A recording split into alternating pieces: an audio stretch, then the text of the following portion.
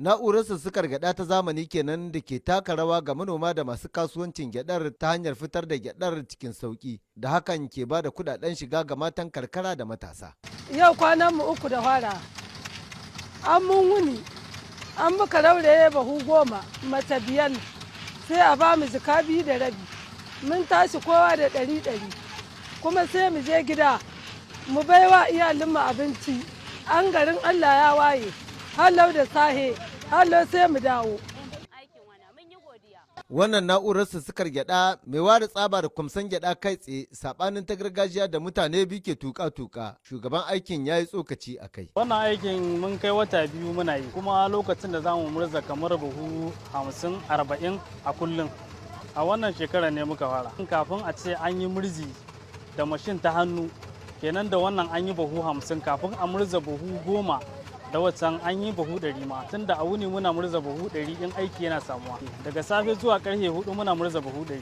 Ko baya ga matan karkara da ke aikatau a gindin na'ura, a ɗaya gefen wasu matan ne ke aikin shiƙa da tsintar motso ga 'yan kasuwar Burkina Faso, yayin da kuma matasa ke aikin ɗinke buhunna, lamarin da manoman suka yaba da shi. Da ƙarfin mu ne muke irin na dabba, to kuma sai Allah ka muna wani sauyi na na'ura wanda kawai ko kana son ka je ka yi da wannan sai ka ga kasalar ka je ka yi da ƙarfin ka aiki ne, ga inda Allah kawo wani zamani, kenan abin da Allah kawo ka rungume shi. 'Yan kasuwar da ke fitar da gyadar kasashen waje na ganin kayan su sun tsinke a gindin kaba.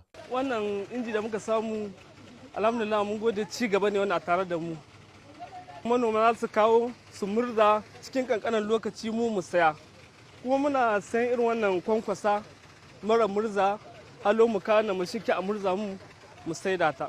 Saboda ƙarin kasuwanmu muna bada ta Nijeriya ne. Yau in bahu 20 gare ka, a yau sai a nika ma a yau ka sai da kai shagalinka.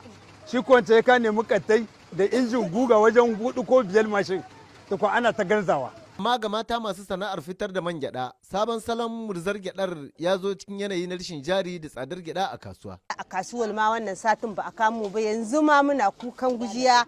Ba mu same ta ba a wannan satin, yanzu muna yaya ne za mu in mun kare wannan tuki mun kare wannan mai, ina ne muke shiga mu samu wannan gyada.